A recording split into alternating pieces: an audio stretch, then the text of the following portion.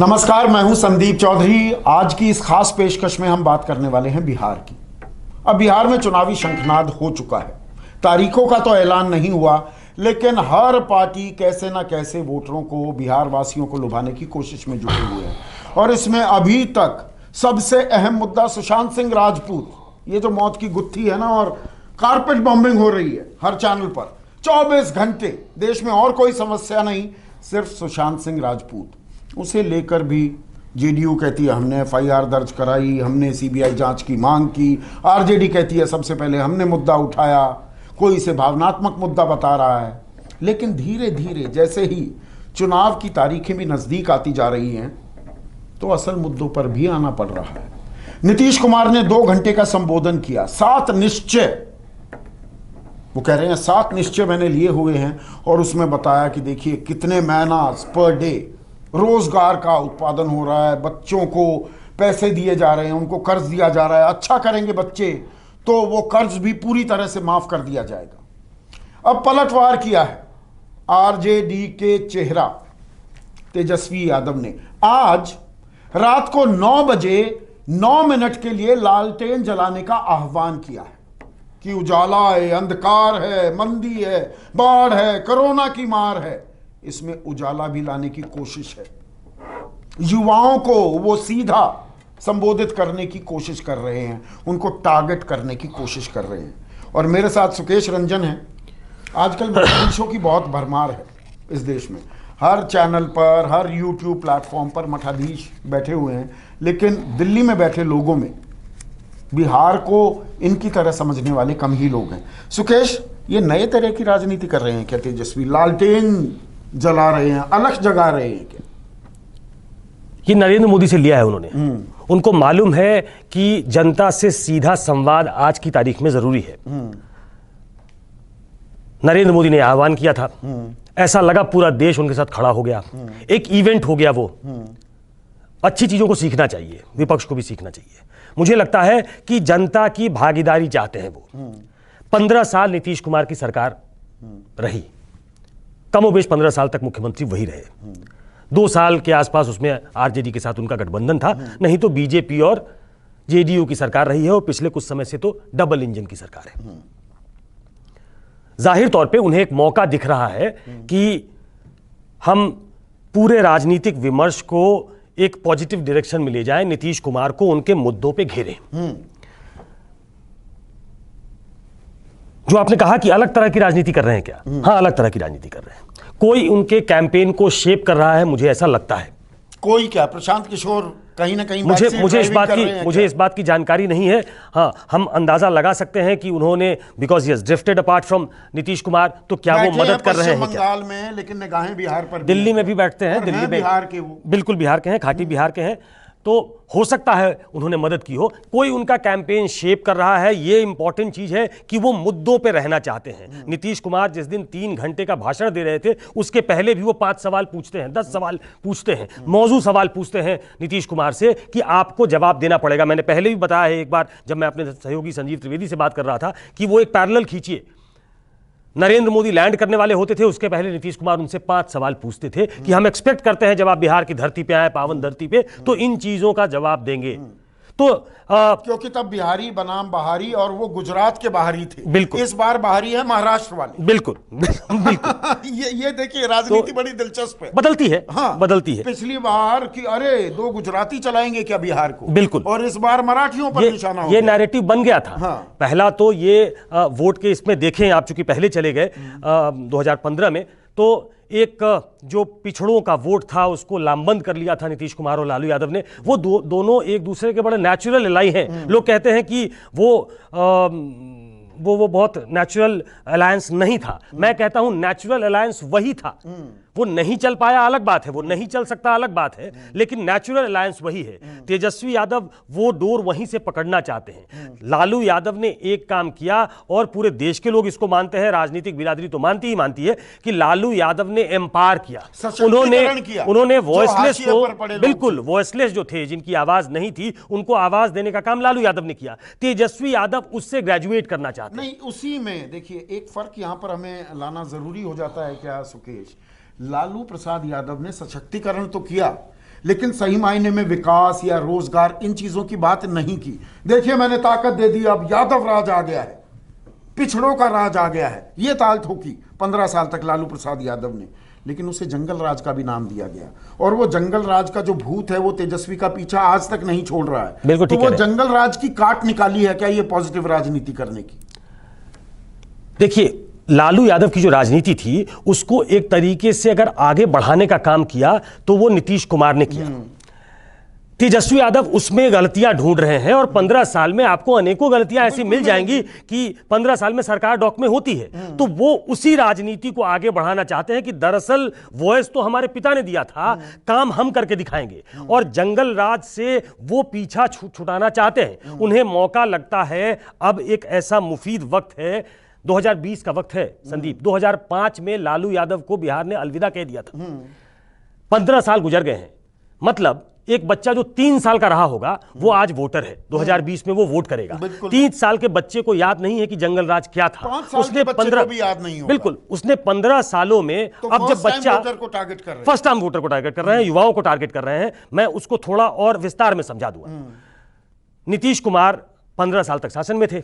जो बच्चा वोटर है उसने पहले अपनी स्कूली शिक्षा देखी, क्या स्कूली शिक्षा ठीक हो गई है? तो पहला सवाल तो वहां खड़ा होता है, उसको हिट करना जरूरी है। मुझे लगता है तेजस्वी वहां हिट कर रहे हैं। उसके बाद वो कॉलेज में आता है।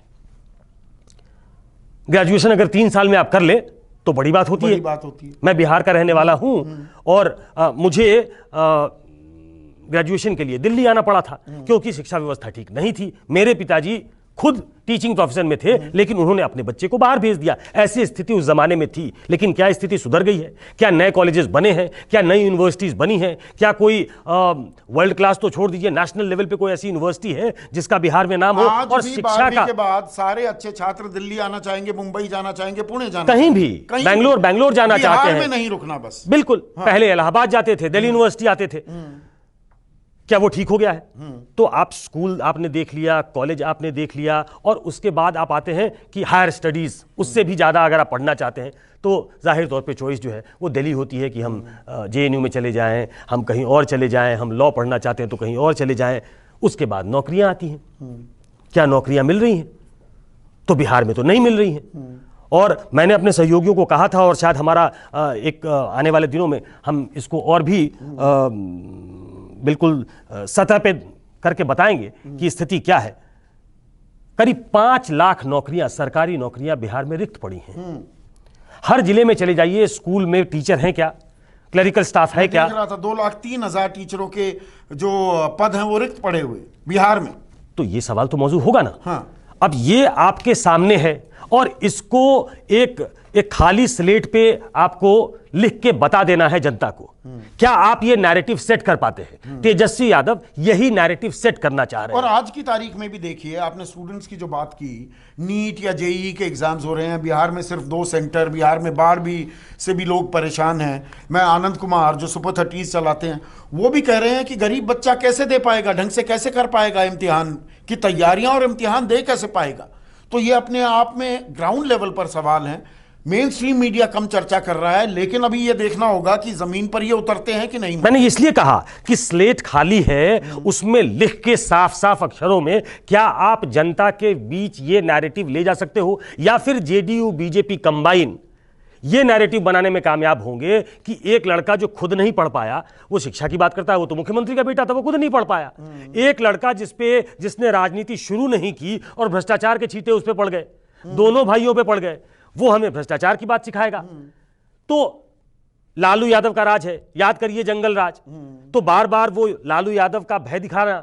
तो अगर विपक्षी, मतलब तेजस्वी के विपक्षी जो सत्ता में हैं, नीतीश कुमार और बीजेपी का गठबंधन, अगर ये बताने में कामयाब होता है तो शायद नैरेटिव वो बिल्ड होगा फिर से जगाने में। बिल्कुल। पर यहां पर एक नीतीश कुमार के सामने, और वो माहिर खिलाड़ी हैं राजनीति के, देखिए उनका अपना वोट बैंक, वोट बेस बहुत कम है, पर वो 15 साल से राज कर रहे हैं ना लगातार।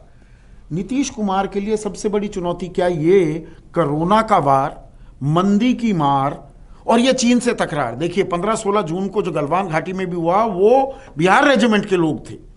तो अब इन सवालों से भी आप जंगल राज को कितना भी याद दिलाने की कोशिश करें, यहां पर दिक्कतें भी आ रही हैं लोगों को जमीन पर। कोरोना तो वैश्विक महामारी है, ये कोई सरकार तो लेकर नहीं आई, पर वहां परेशानियां हो रही हैं। अब एम्स में 400 नर्सें हैं, वो हड़ताल पर चली गई। एनएमसीएच पीएमसीएच का हाल क्या है ये सब जानते हैं। ऊपर से बाढ़ की मार आ गई।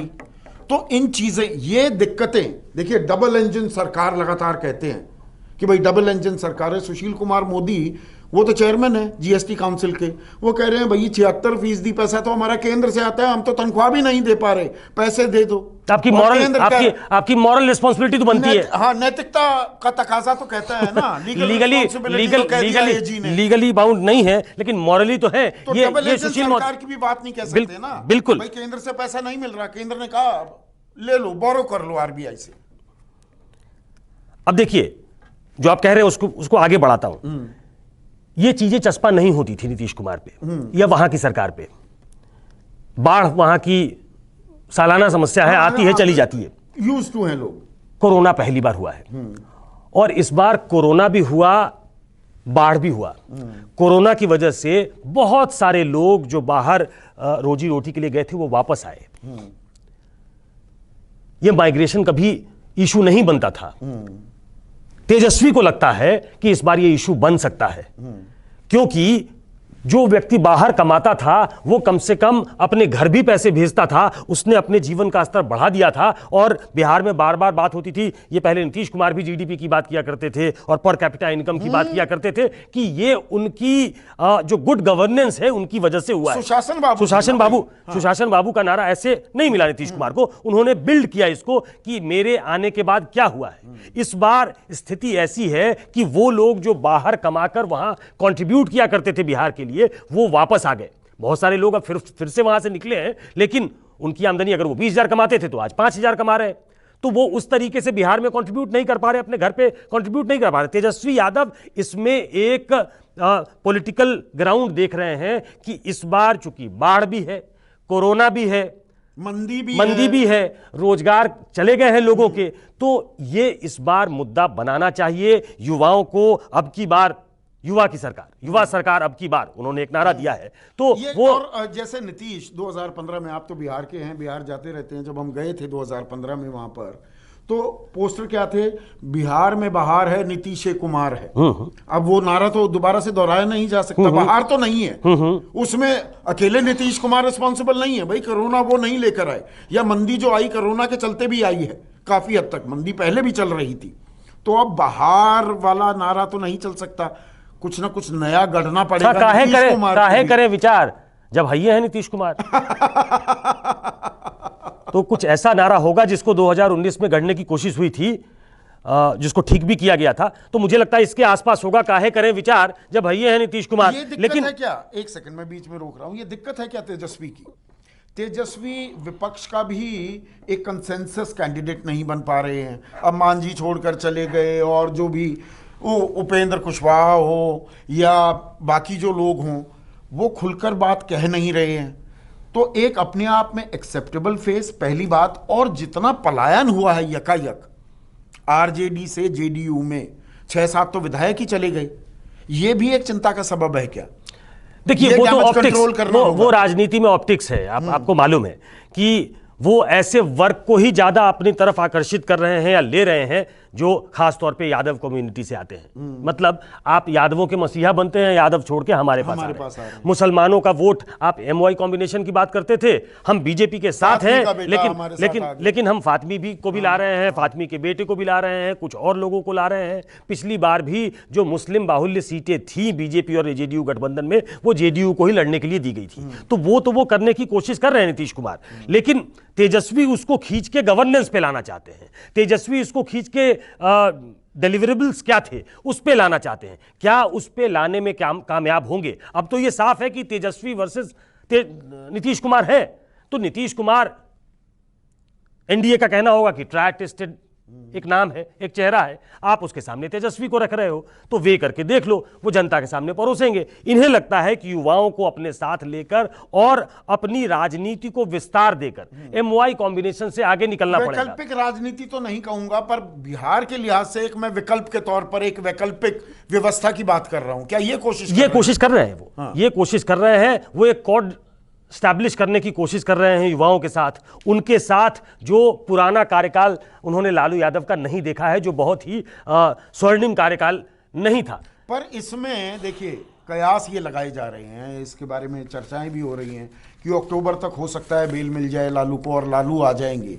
तो आप ये अलग तरह की अलग जगाने की जो कोशिश कर रहे हैं, लालू आएंगे, लालू तो अपने चिर परिचित अंदाज में ही करेंगे राजनीति, वही पुरानी राजनीति करेंगे।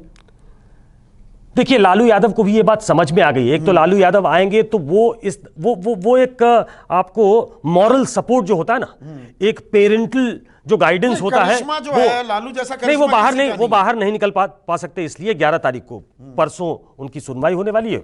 हो सकता है बेल मिल जाए, हो सकता है रिजेक्ट हो जाए। उनके आने से आरजेडी को, देखिए वो आरजेडी की वीकनेस और स्ट्रेंथ दोनों है। अभी के हिसाब से अगर देखा जाए तो वो स्ट्रेंथ ज्यादा है, अपने इमोशनल भी है, अपने लोगों को, सीनियर लोगों को जोड़ के रखना। शायद तेजस्वी उसमें उस लिहाज से कामयाब नहीं है। वो बिहार की राजनीति को एक नई राजनीति गढ़ना तो चाहते हैं, लेकिन जो एक ढर्रे वाली राजनीति थी जो अभी तक एग्जिस्ट करती है बिहार में, जहां लालू यादव का कोर कब्जा है, हाँ, वो लालू यादव के आने से एक बल मिलता है उसको। तो लालू यादव का रहना उनको एक गठबंधन को शेप करने में मदद देगा, उसको सीमेंट करने में मदद करेगा, जो पिछली बार नहीं हुआ था। 2019 के चुनाव में जिसने जितनी सीटें चाही वो लड़ गए और हालत ये हो गई कि सारी सीटें, एक सीट छोड़ के सारी सीटें हार गई। तो लालू यादव का रहना उनको इस लिहाज से मदद कर सकता है और मुझे लगता है कि बहुत उम्मीद होगी आरजेडी को। नमस्कार, मैं हूं मानक गुप्ता। अगर आपको हमारा ये वीडियो पसंद आया हो तो इसे लाइक और शेयर जरूर करें, और हां, हमें सब्सक्राइब और फॉलो करना ना भूलें ताकि आप देश और दुनिया की कोई खबर मिस ना करें। तो जुड़े रहिए हमारे साथ और देखते रहिए न्यूज़ 24।